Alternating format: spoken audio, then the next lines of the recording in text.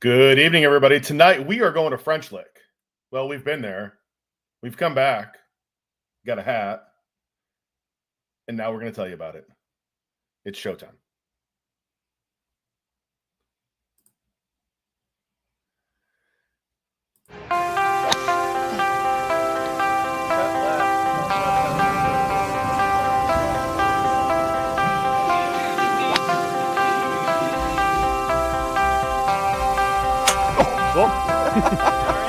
Yeah.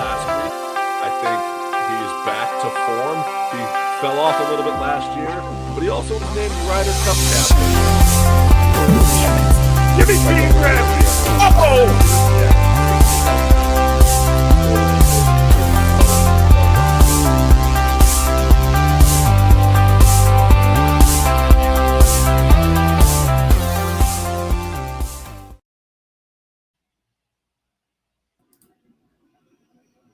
What is my camera doing?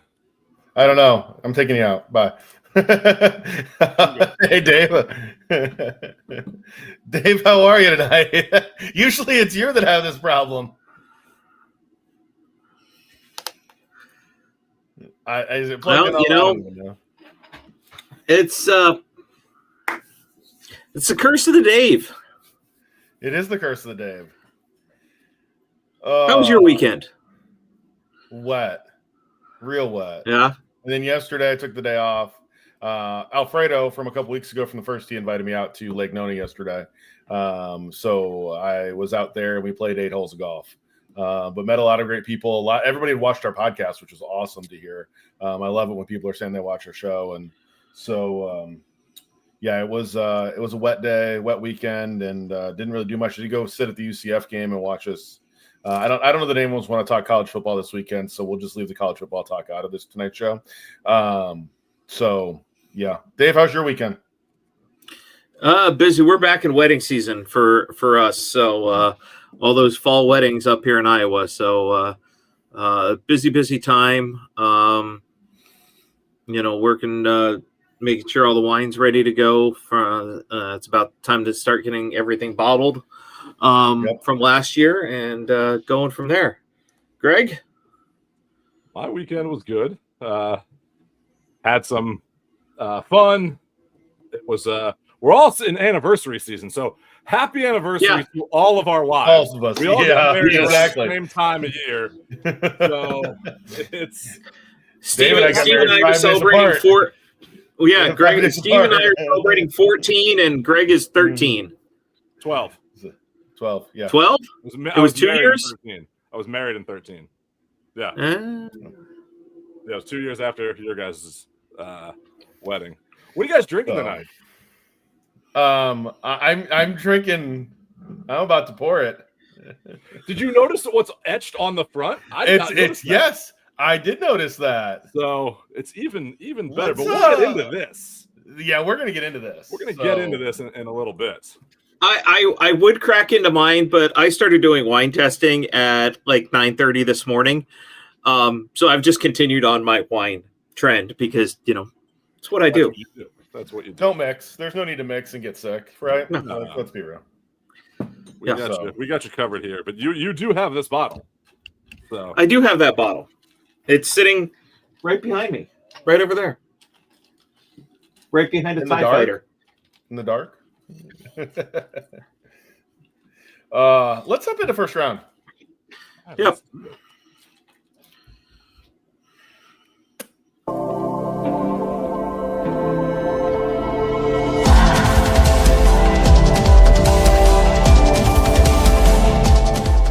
Ready to take your game to the next level?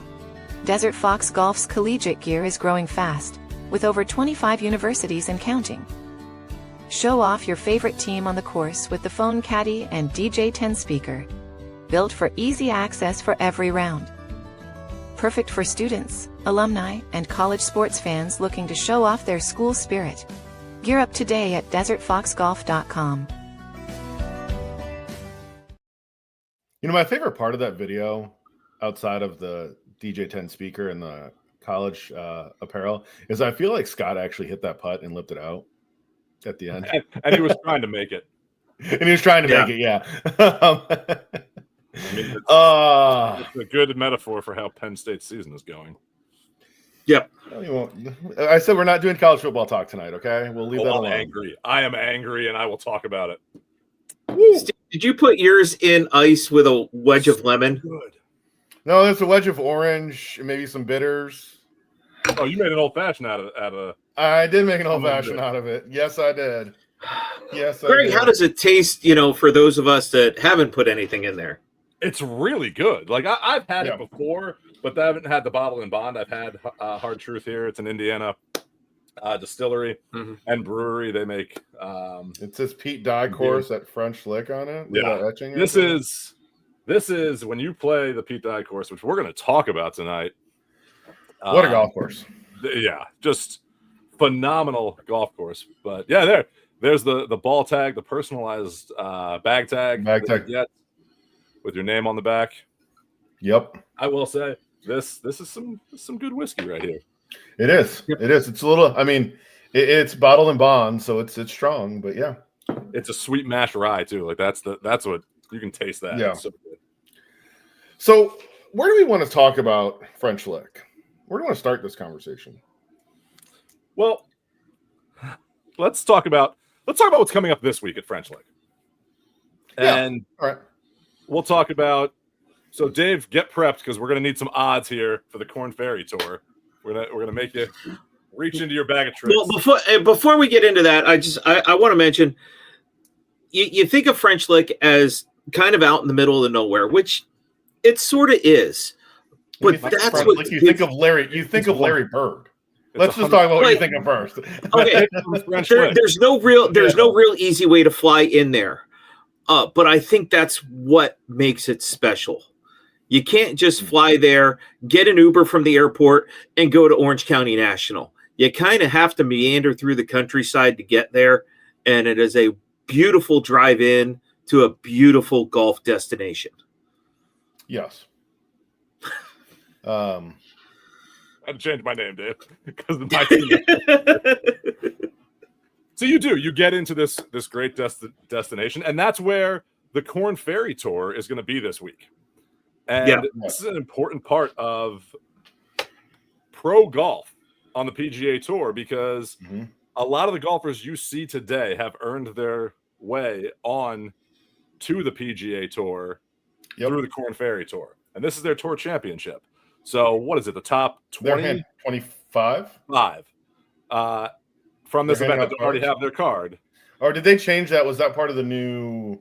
It's part of the new thing, but there are people that have already earned their card, that already have enough, but then there's a top 20 that earned their card this week. So there's going to be a lot of players this week that are going to get their chance on the PGA Tour or earn their chance back on the PGA Tour. And it all happens at the course we're going to highlight today. 20. It's down to 20 now. They cut That's it. what I thought. I thought it was 20. Yep. Yeah, I thought it was it used to be 25. a little bit different there. Yeah. But a golf course I am going to slaughter a lot of those names. Yeah, we know that. That's par for the course. kind of what expected. If you didn't, we wouldn't want you on here. Yeah. The resort, and having been to a few of these destination resorts, Sea Island, obviously Pinehurst also kind of falls in. Pinehurst is at least an hour from Charlotte.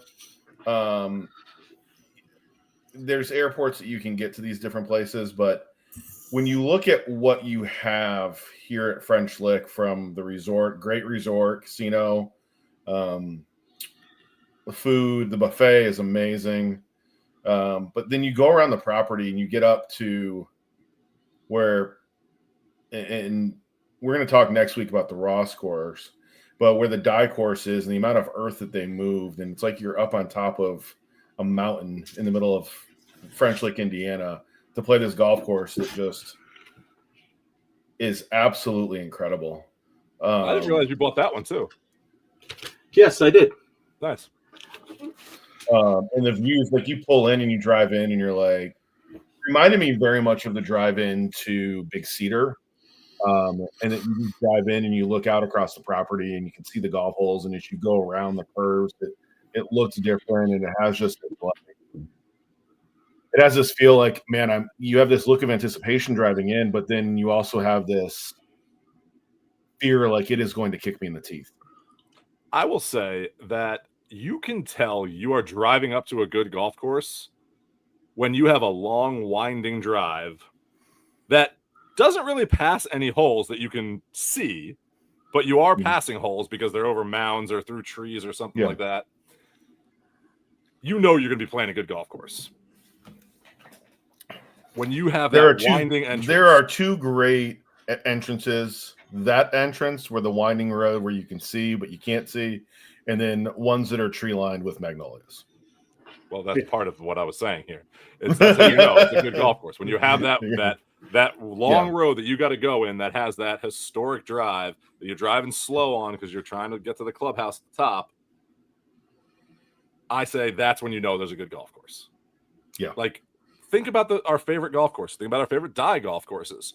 Anyone you go to has these winding roads you got to drive back to get to your destination. Yep. So if you have that winding road going into your golf course, you know it's good. Yeah, correct. And the golf course opens, surprisingly, I was actually a little surprised with the opening of the golf course where you have this tee shot. And I felt like the advice Rob gave us was just keep it right. And you could literally get around that golf course keeping it right the entire day. Except for one hole. Not too far right, as I found out. We all put that. But it's an interesting layout, I thought. And we're going to get into this. Rob's going to talk about this when we get into happy hour with our interview with Rob. But we'll recap what we thought of that. But let's get back on to this week. And we've now played the course. Mm-hmm. So, and we've played the course as it's being set for championship conditions. So we played it basically. Yeah. It's not going to grow that much in the week from a week ago. So what do you think is going to be a good score out there this week? And what do you think a player has to do now that you know the course to navigate that course correctly? And we're going to hear from Rob in the interview about this. But now that we've played it, what are your thoughts on it? So, Dave, I'm going to start with you on this one. What are your thoughts that you think will prepare a Korn Ferry Tour player to be successful out there this week? What did you learn from playing this course? The greens are an interesting read out there. You think it's going to go one way, and it does end up going a little bit different. It's a lot different. The greens are a lot different than the Ross, and we're not going to get into those elevated greens, but you have some shots out there where you want to hit one club, but a different club is the smarter choice. Mm-hmm. To play there between the peaks and the valleys.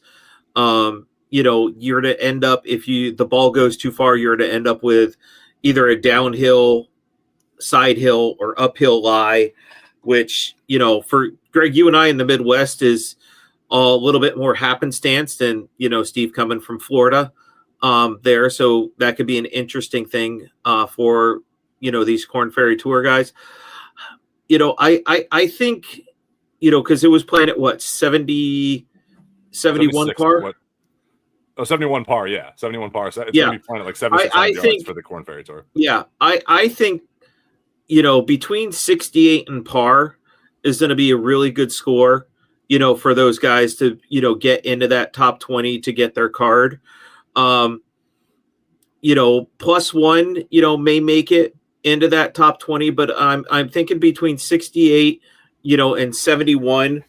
If you could keep it, winning score, maybe 5-6 under, there over the course of, their days that are there. It is a challenging course that, we hit balls in the rough that that's gone. We're, it went in here, but we're not going to find it. We all hit one of those, without, spotters and everything else that they're going to have out there.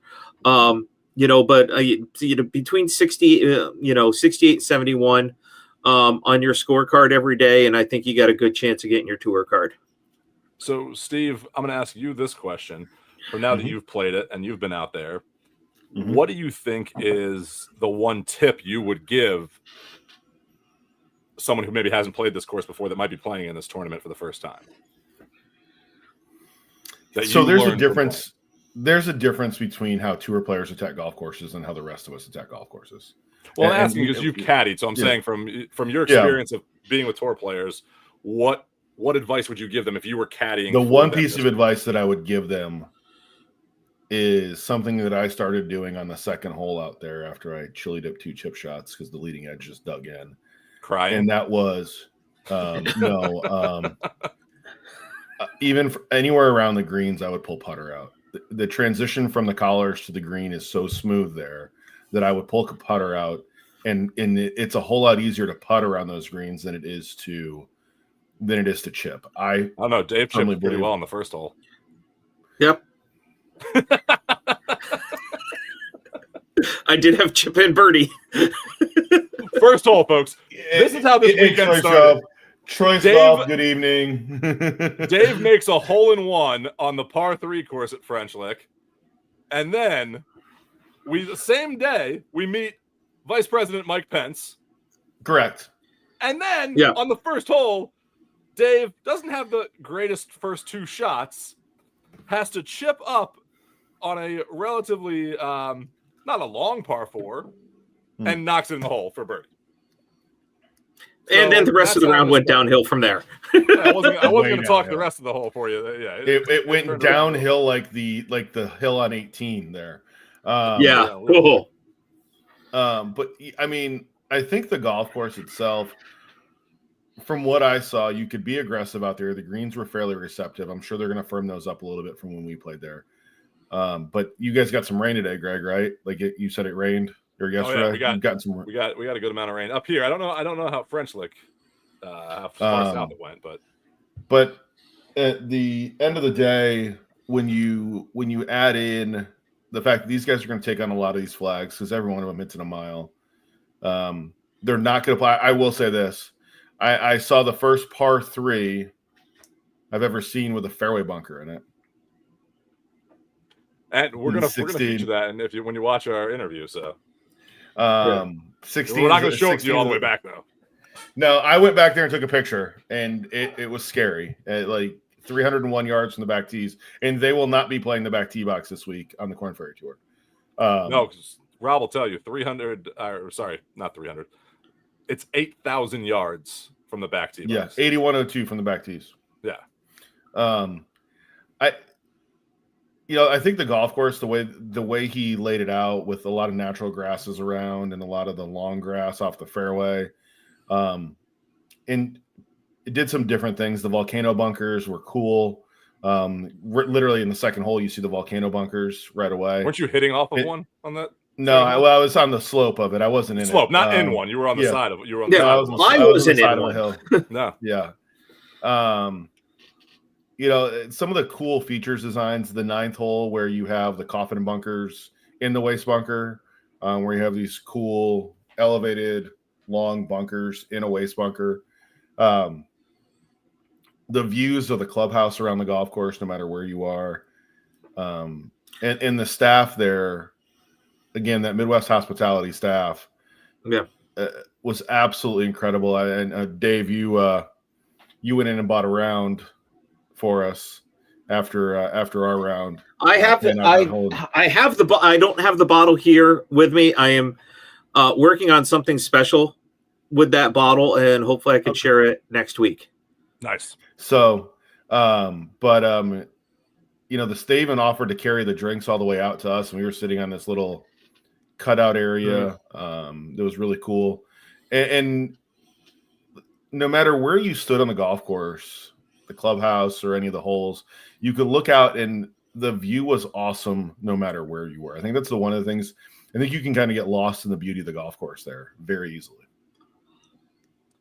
So with that, I think Dave, let's get into some odds with Dave and talk the Korn Ferry Tour this week.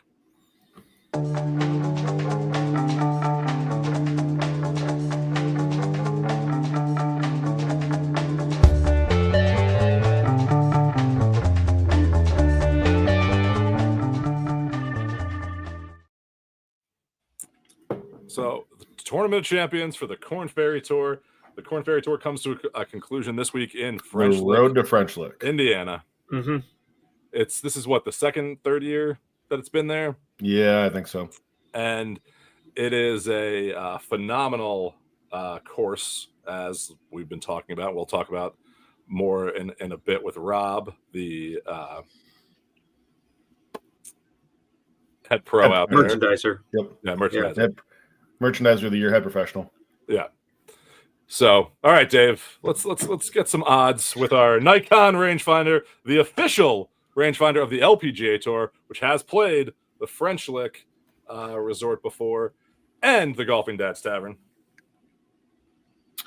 You look over this and you go down, and there's a couple names that you're going to recognize in here. Like Neil Shipley is out there playing. He's 30-1. Ben Taylor is 55-1. Let's see who else may recognize down the list here. Russell Knox is on there. He's 110-1.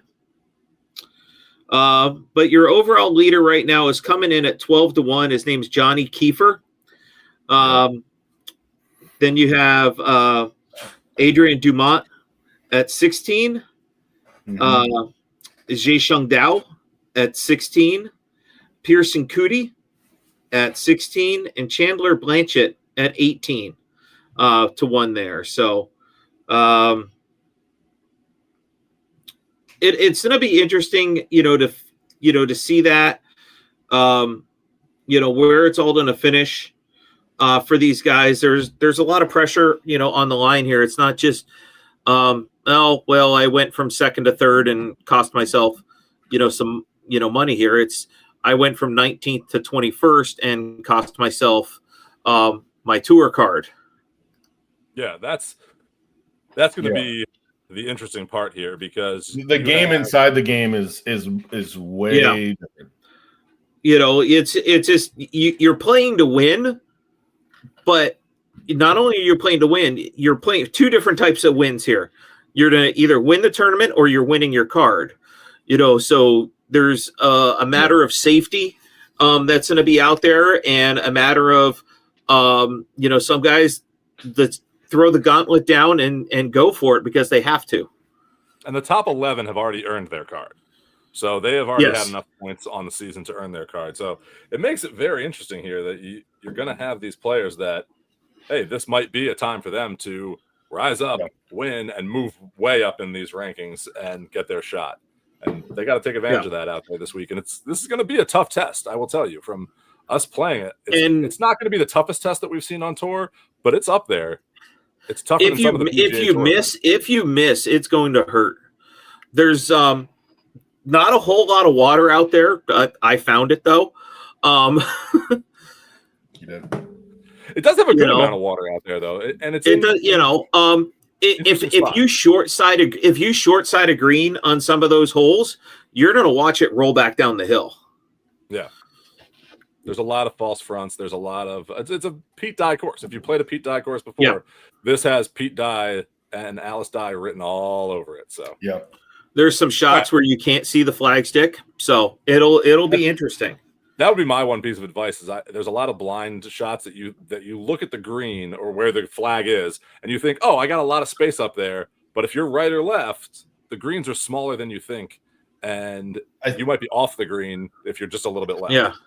I think if you go and play that golf course for the first time, understanding, not knowing where you need to miss it on the greens, I think is a huge.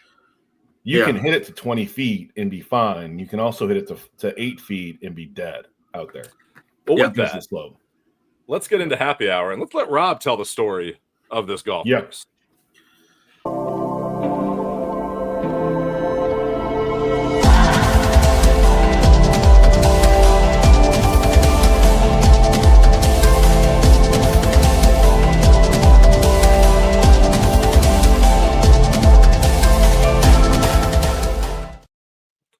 So I will tell everyone, we edited this video, put this video together. We did have, as I've had tonight, some technical difficulties, but the sound, some of us are louder than others just with the way the mics were set up that week. So if you can't hear, just turn your volume up a little bit and turn it down when I talk, because I sound like a loud ogre in some of those videos, but I'll leave that alone. let's get right into it.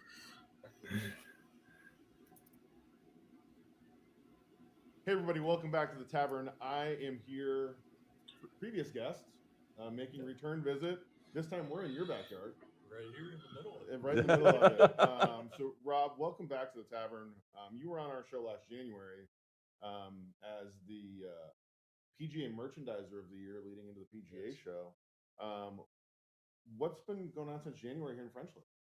Well, things just continue to grow.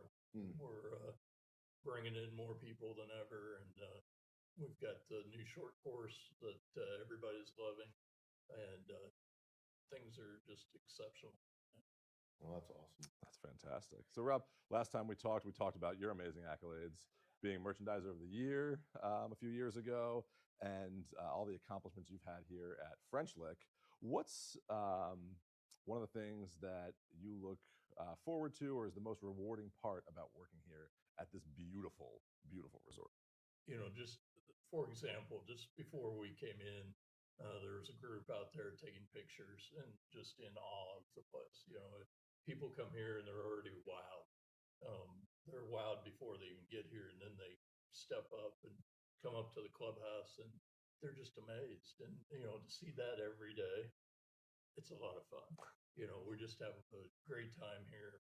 People come and go that are just thrilled and can't wait to come back and helping take pictures and create those memories. It's a pretty special place for that. I'm gonna hire you at Disney. I mean, that's what it's like there. You said you're a huge Disney fan. We're gonna get you down there. That's the. But we're gonna. You talk about people out there taking pictures, and Pete Dye is legendary for his course designs. What makes the Dye course here at French Lick sort of unique in the world of Pete Dye designs? Sure. One of Pete's last designs, I believe second to last, and he still had it, obviously. And he wanted to try some new things. He was always looking for different ways to do what he had already created over the years.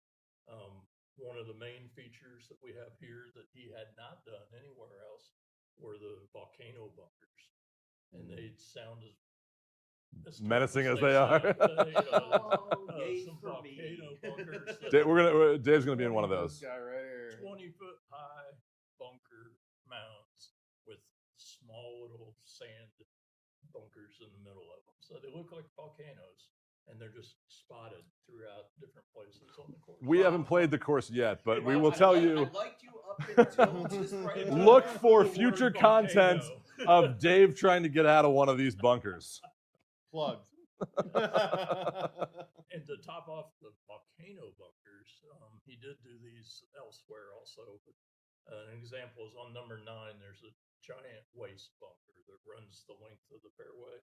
And inside the waste bunker are actual sand bunkers. Yay! And they're all rectangles and slightly raised. And the name for those are coffin bunkers. Coffin bunkers, yeah. Somebody's gonna be dead in one of those later, so this is gonna be great. So we've got a lot of features, and for the course overall, you'll notice Dye's kind of his Diabolical way. Yes. The Talladega fairways that turn on out in the landing areas, things like that are obvious out on the course, and so it's a true Pete Dye design. Yeah, I love the statue and the quote. You know, coming in, if there's a flagpole on the top of Mount Everest, golfers are going to want to play it. You know, golf isn't a fair game. You know, why make a fair course? And I think you just epitomized everything right there of Pete Dye, and I'm looking forward to my 160 that I'm going to shoot out here. Sweet. We got the over/under set now. I don't think we have enough battery power in the camera to that many shots. Yeah.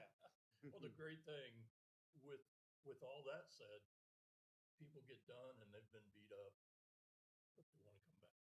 So that's 100%. a true sign of a great design. Is they want to come back and they want to play it again. They want that challenge. Well, and you can see I've worked with Pete and Alice in my career, and they were the greatest people here, and they were greatest people for Indiana. Now, what I call my home state, I'm an adopted son of Indiana, but this is just such a beautiful place out here and a great place to visit. So the views and even for the non-golfers to come up here and see the views, 35 to 40 miles, 360 degrees, incredible setting. So I got to ask you, we talked about the volcano bunkers and the coffin bunkers, and the view's amazing, but what's the toughest hole out here in your opinion? You'd be surprised because we'll track it through some of our bigger events where we can get numbers and keep track. It's actually number 5. okay, It's a short par 4 that doesn't look like it's going to jump up and get you, but it'll bite you when you least expect it. so number 5 we got to look out Number for. 5. Okay. I've heard Okay. about it. I think it's 6. Is it the par 3, the 300-yard par 3? Well, that one, yeah. I've heard about it. Well, I'm not even thinking the back tees because most people don't go to the back where we sit at 8102. That's just I don't even want longest to. course I don't in even want to think about the world. 8102. 8102. It's par what? 80 from back there. yeah, that's It's that's what the index ratings Yeah. are. oh, That's wow. about right, That, yeah. yeah, that's pretty tough when you have an index of an 80, like for a scratch True. golfer. 151. So, So, yeah. God. So speaking of that, how do you balance having this extremely beautiful, extremely challenging course for both your scratch golfers and the everyday golfer or those resort golfers that maybe haven't played a lot of golf before? How do you make this fun and exciting for them on a daily basis? Sure. The first thing is we do have a 4 caddy with each. That's always So good. that really helps get you around the course and give you an idea of where to go and where not to go. Not that we can control that. But, we need to know a little bit of directions there. And then out on the course, we do have 6 tee boxes on every hole. So the normal tees of play are the white tees for a daily play and our events and things like that. Now, people will try to go back, and we get a lot of people that want to try those back tees, but usually by the 3rd or 4th hole, they're moving up. So, those tee boxes are in very good shape. Are they moving up like 2 or 3 tee boxes at that point? Like Usually, by the end, yes. And then, but for big events, professional events, we don't even play the back tees. The course is usually set up at 7,600 are what our major events are. Okay, one's coming up. Yeah. We Yeah, do. yeah. We do. We have the Korn Ferry Tour Championship. That's right going to be around the exciting. corner. And we can see them, starting to do all the builds for that, and it's not distracting from any of those views that you were No, talking No. about. Yeah. But French Lick itself has such a rich history in golf. What role does the die course in keeping that tradition alive here? Sure. Dating back to the turn of the century, golf has been a mainstay in French Lick, and for all types, men, ladies, juniors. It's always been an important part to the resort, and the Pete Dye course now, being at the level it's at, helps us bring in more professional events. Even though the Donald Ross course had the 1924 PGA Championship, which a lot of people don't realize, but we've had several professional events here that have raised the level of acknowledgement and letting people know that French Lick is here and serious about golf. So we're all first timers here getting to play the golf course today. What's something that not only us but a lot of your first time visitors don't expect from the die golf? This course, it takes you. It's deceptive, and it takes you out of your game because there's the views, and you're not really focused on golf as much when you're out there. Just there's so many things to see. There's the wildlife. There's the views. The distractions out on the course are are all there, and then you've got the PDOT design. You think you've got a large landing area, and it's not, because it turns and then it's a smaller, or it's actually the opposite. You don't think you have anywhere to go, and not realizing that if you just follow kind of the guide of the fairway bunkers, you will have a large landing area, especially if you're playing the right tee. That's important. Yeah, You know, that's am I able to tip the four caddies a little bit extra to cause more distractions for some of my playing partners? The key is, as in all golf courses, if you can keep it in the fairway as much as possible. furs and gurs. The course plays completely different. Here at our the elevation we're at and the way that the course was made, the fairways are pretty flat per se, but then you get off the fairways and it's a whole nother story. I hope you practiced your side hill lies and Okay, that's good to know. Deep rough, rough is getting ready for the Korn Ferry Tour Championship, so it might be That's going to be fun. a little thicker than normal. I think for Steve, living in Florida, side hill lie doesn't exist in the state of Florida Yeah. anymore. And Greg and I being here, Midwest boys now, that it's just another part of life. Definitely. I'm looking forward to the setup for the Korn Ferry, because I played the Brickyard, another Pete Dye course, after they played the LPGA. I played it the day after the LPGA was there, and the rough was like you couldn't see your golf ball in it. It was interesting. But so those kind of stories and memories are something we all talk about as golfers. We all have those memories. You've been here at the Dye course for a few years, and what's one maybe memory you have, either hosting something or a story of playing out here, that always sticks in your mind? We have so many great events. We've hosted and helped start up the senior LPGA championship, and to have those ladies here, and then also on the other side of that, to have the Epson Tour, the younger ladies that are up and coming into the LPGA, and to see them play and see their gratitude for us opening up the doors of this golf course and the community for them to be here, it has always been, some of the best names in ladies professional golf were coming through. And now, that was a few years ago, you're seeing some of the young LPGA stars that were here on the Epson Tour. And to be able to do that, and now we're doing it with the Korn Ferry Tour for the men's side of things, and starting to get the new breed of future PGA Tour players.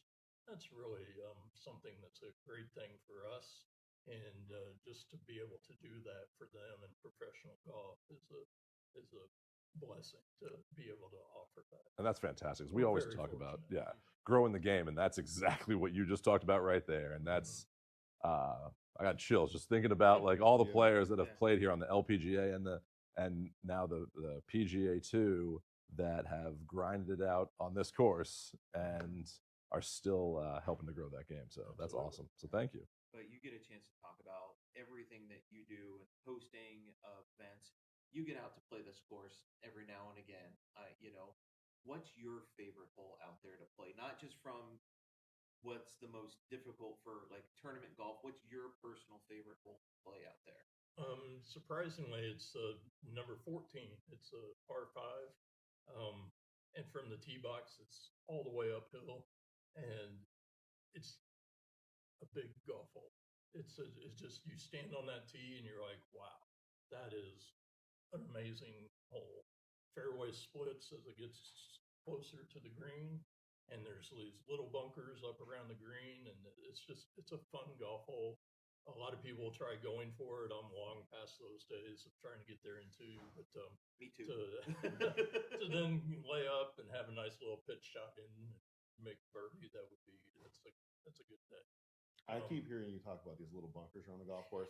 All I keep visioning is Dave when we get to play out there today. So there is a little bunker on 14, but you can't stand in the bunker to hit the shot. That's how little. I'm waiting for you to get really frustrated in one of these bunkers. That's we got some good bunker shots of you too. So we'll see what happens out there. before someone comes out here to play, they're planning their trip here. What advice or what tip would you give them about playing here? Unlike the Ross, where every green is an uphill approach shot, here you've got some pretty small greens, so you want to trust your yardage. It's not the elevations. Again, the deception of perception of your elevation is not as great as what it would be like at the Ross course. So you don't need to hit a club more. You don't need to do those things. When you do, you'll know. It's not a hidden factor, but the greens are very precise. You got to hit those greens, and not the bunkers. Not the bunkers. Stay out of those. Yeah. So far I've said hit the fairways, hit the greens, and stay out of the bunkers. What's the over/under on number of bunkers you're going to end up in? I'll set that before we start our round. So take a few putts on the putting green before you go out. Oh. The one thing I would say is for a lot of our guests, they're coming from all around the country, but here it's really a tournament setup every day. So the greens are a little quicker than what you might see elsewhere, and especially country clubs across the country. Make sure you get the pace down maybe a little bit, maybe spend a little bit more time on that. It's not your home Muni course out here. It's not necessarily range time, but practice green time. So last but not least, we're going to be playing this here pretty soon. What is the one piece of advice? You've talked about the bunkers, you've talked about the tournament conditions out here, but if there's one thing or one piece of advice that you would give every golfer on their first time out here, what would that be? Have a great time. All right. Enjoy it. You're going to see some views and see some things that you don't get to see every day. Just have a great time with it. Don't get too wrapped up in the game and let the game just come to you, and enjoy the course. I mean, that's what we want everybody to do, is just have a great time out there. Win your game, right? Yeah. You got to win, and come back and see us afterwards, and let your friends know that where we are and where French Lake, Indiana is. I have a lot of friends living up north from here in the central Indiana, and I had a lot of friends that were jealous that I was coming down here for this, because it is a destination, and if you are looking for a place to play, this is a resort that you have to put on your bucket list. It is has such amenities. It is a small town vibe in Indiana. You get that Hoosier hospitality that Rob's been showing you here. So 100% make sure this is on your bucket list if you're a golfer. Absolutely. Well, thank you, sir, for joining us today. We appreciate it. It's great to see you again. Nice to meet Love in seeing person. you guys, yes. And You're welcome anytime. We will definitely we'll report back after our round today. Yeah, we'll tell you how it is. Thanks, Rob. Thanks, Rob.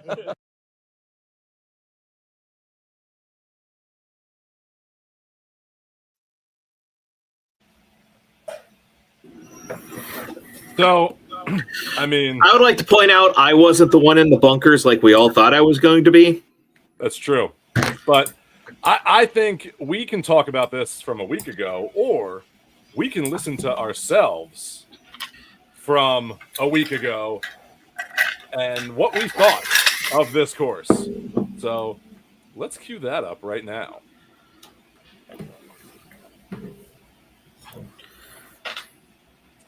Sorry, I had it queued up and then it moved on me, but there we go. Some very fine beverages. I will say, this was an amazing place. I've been there before. I hadn't played golf there before.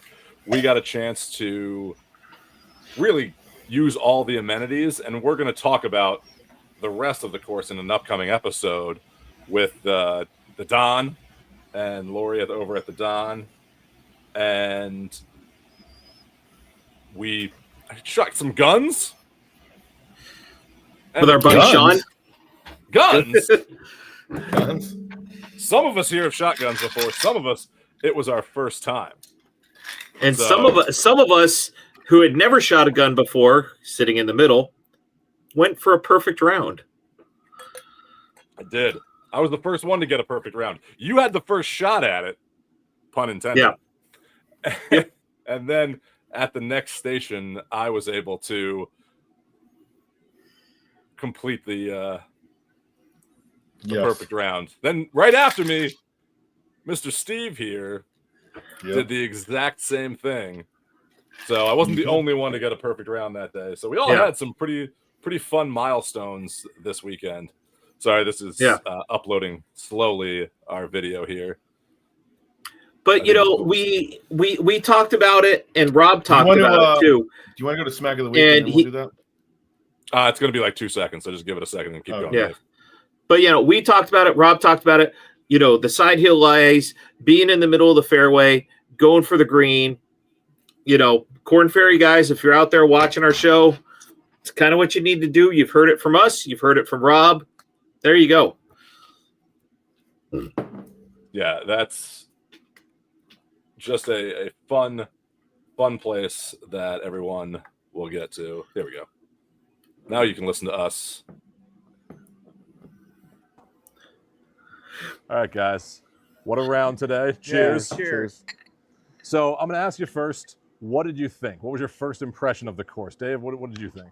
It is unbelievably remarkable that a course like this exists here in Indiana. You feel so removed from the outside world, just being here. Our four caddy Bob said, what was there, 33,000 acres? Yeah. That the resort owns around here, and it is just picturesque view on top of picturesque view around the course. I'm going to ask a question really quick. Yeah. You made a hole in one this morning and you chip in on the first hole and you don't even lead with chipping in on the first hole today. I mean, well, the hole in one wasn't on this course. We're talking about this course. But you don't even talk about chipping in on one. No, I am talking about the course and the beauty. Exactly. That is the course. So, Steve, what was your thoughts of the course? This golf course is difficult. Yeah. And we didn't play it from tees from a yardage that you would think the golf course would be really difficult on. Pete Dye, I've played, literally in the last 2 months, I've played another Pete Dye golf course that everybody knows about, that the PGA Tour shows up on at TPC Sawgrass, and I've played the stadium course. This golf course is way harder than the stadium course. It is two completely different versions of Pete Dye. It really is. It is. But this golf course is so diabolical, to steal that term. Oh, yeah.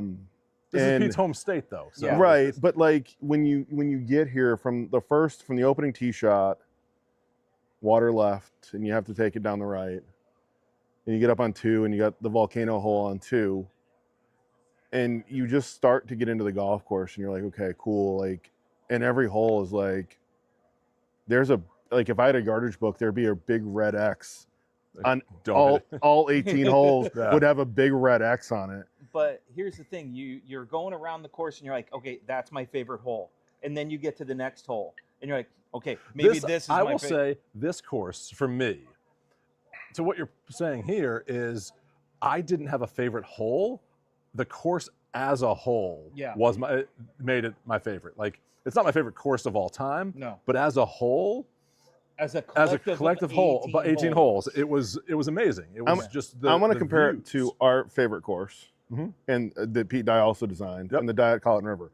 And everybody loves the second hole in the Dye at Colleton River. Yeah. It's the first hole in Bagger Vance from the match, and that hole is amazing. And 4, where he has the meltdown in the woods, is an amazing hole. But it's a collection of great holes. In this golf course, again, very similar to that.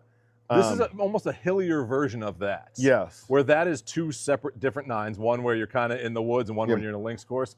This is a hills course. Correct. It's really what it is here. And I recommend this to anyone who's looking for that golf destination out there. And we talked to Rob earlier, and he said that you'll get so distracted by the views. Yes. That you forget to play golf. There were a couple holes out here that reminded me of when I was at Portrush this summer. Okay. And the 5th hole at Portrush, I know I've talked ad nauseum about the 5th hole at Portrush because it was so amazing. But one of the holes is the hole behind us, actually. where the green just kind of floats out into air, Mm-hmm. and you're just sitting there. And that's not the only hole. There's multiple holes where the green just looks like it's like an infinity green, where it just goes out into the distance, and you're like, man, this is such a cool golf hole. It's a lot of postage stamp greens. Like it has these. It's that Pete Dye signature. You see a lot of his things he's known for, right, on different holes here, and it's great to kind of see that. And you see things that remind you of, like you even said, hey, this hole looks like this hole at the Dye. This hole I felt looked like one at Harbortown. This hole looked like another one of Pete Dye's courses at the Brickyard. I thought there was one that looked like that. And you just feel immersed in the golfing world when you're playing here. So a lot of elevation change, a ton of elevation change, which, I mean, living in Florida, and you guys know you live there, we don't get a lot of elevation change in Florida. Yeah, there was no. So you don't get a lot of elevation change here in Indiana. I live here now, so. But it'll be interesting to see for the three of us to go in a couple weeks when the Korn Ferry Championships are here and watching how they play this course. The three of us collectively have all played courses where the pros have played, and so it'll be interesting from perspective of them hosting the Korn Ferry Championships here now on how they navigate around this course. They're saying they're not playing the par 3 from 300 yards back there. Man, that 16th hole, I went back there, and you guys were like, where are you going? I'm like, I want to see it. And I mean, it's the only par 3 that has a fairway bunker in it. Literally, hey, I wasn't in any bunkers today. That was a miracle. I was in multiple. But even the bunkers out here were playable. Oh yeah, this course is in phenomenal shape right now. So the Korn Ferry Tour is going to have a great time there. But with that, guys, let's raise a glass to Pete and Alice Dye and all of our friends here at French Lick. Cheers, everybody. Cheers, everybody. We'll see you soon on the Tavern.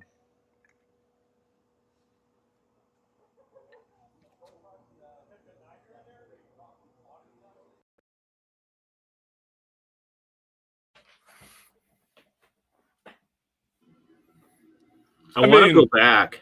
I know. I'm sitting here. I'm watching the interview with Rob, which was unbelievable. I'm watching our and what a location with a painting backdrop and Butler cabin vibes there.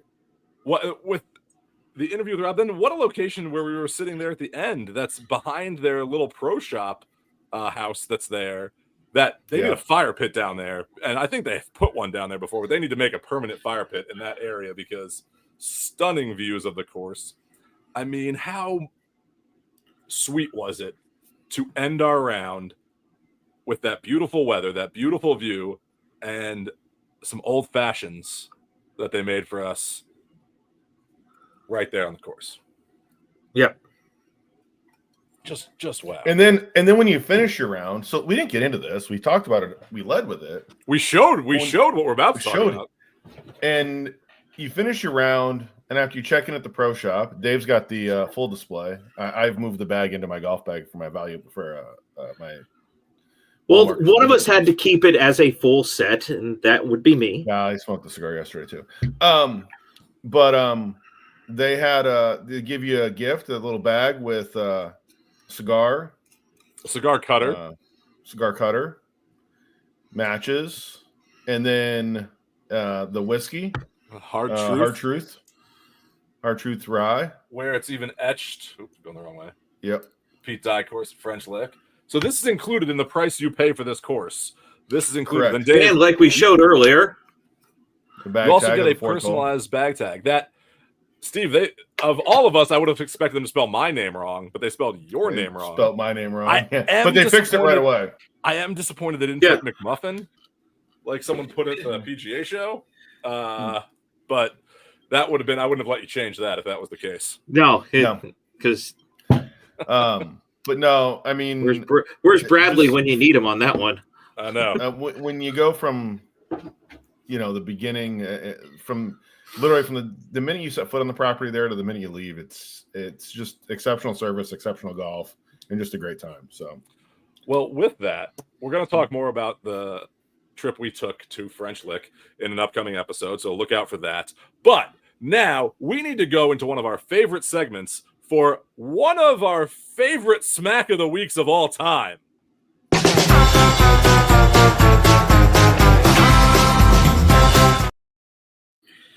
This needs no introduction. None whatsoever. Roll it.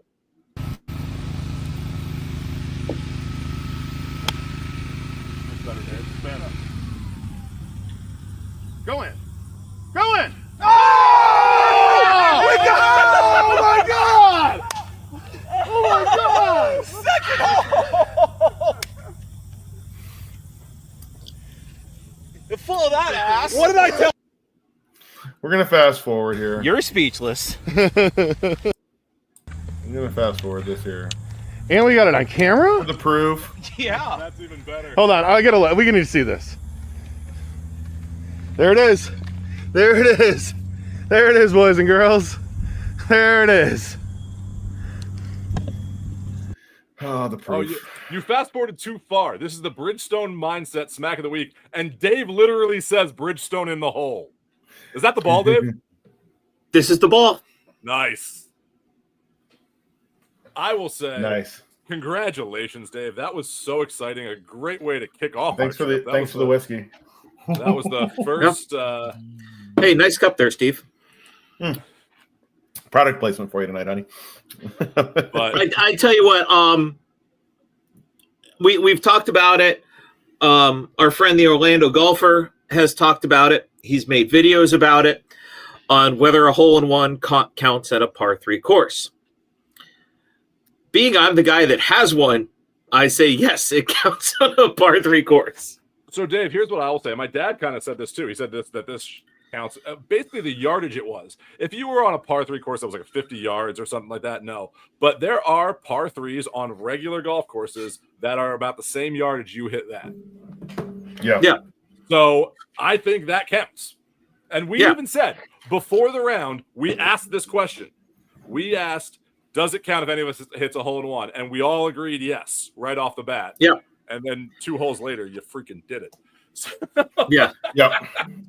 Yeah. After my first tee shot, I sculled the ball over the green and into the creek.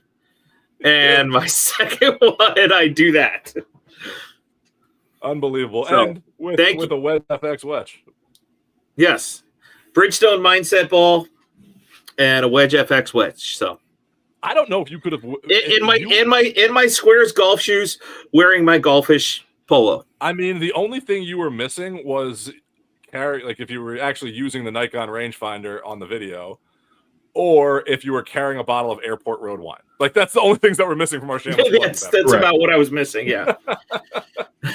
No phone caddy. We didn't have the phone caddy or the speaker out there because it was because we're walking and there's a par 3. Yeah. Yeah. We didn't have carts or anything because you can get the phone caddy on a push cart. So there is an exception for that, and it works great. All right, let's get into last call here.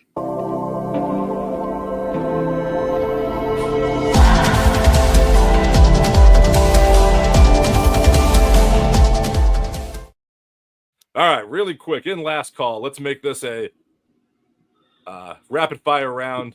Steve, you brought up a topic in the golfing world this week. How's LIV doing right now? Well, they've gotten $5 billion from the Public Investment Fund, and they've literally lost 1.4 billion of it already, and that's just on events outside of North America. We knew the business model didn't make a lot of sense when they launched it. It's one of the things that the tour said it didn't make a lot of sense to them. There was a lot of money going out, and obviously that's showing, and not a lot coming in. So I hate to say I'm surprised. I'm not surprised. And the other thing that I'll leave it with is how long can they sustain this and just keep bleeding money out of the PIF before somebody says this isn't working business-wise? And Greg Norman got out conveniently right before all this news came out. Yeah, well, I think Greg Norman was kind of pushed out to kind of help turn the tide. And that's what I think they need to do. I think they have good concepts. I think they have a good idea.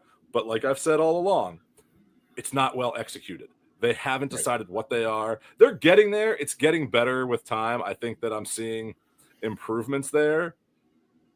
But once they figure that out, and I'm hoping this new CEO can do that, I'm hoping they can be successful and stop trying to fight the PGA Tour.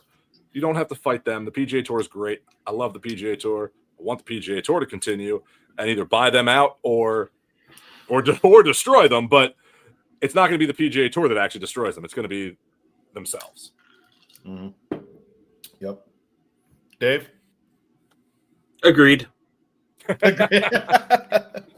Nice. All right. With that, cheers to French Lick. Hey, one quick thing. News that broke today. Oh, yes. Skins Something's game. back. Skins game is back, boys and girls. Prime Video. Yes. Black Friday.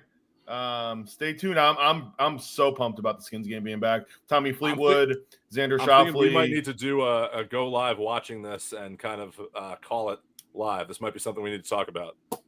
Let's look at it. So more golf is better. It's back. There we go. Yes. This is how you do things right. Cheers, everybody. Cheers, y'all. Cheers. Deuces. I'm really fortunate, man. I mean, having the opportunity to build something that's And remember, folks, use code GolfingDads to get 15% off your order at Desert Fox Golf. Also use code GolfingDads to get 15% off your order at golfish.com. Use code GolfingDads to get 20% off your order at Jacket Sunscreen. And use the Golfing Dads Tavern to get 5% off your order at FlightScope.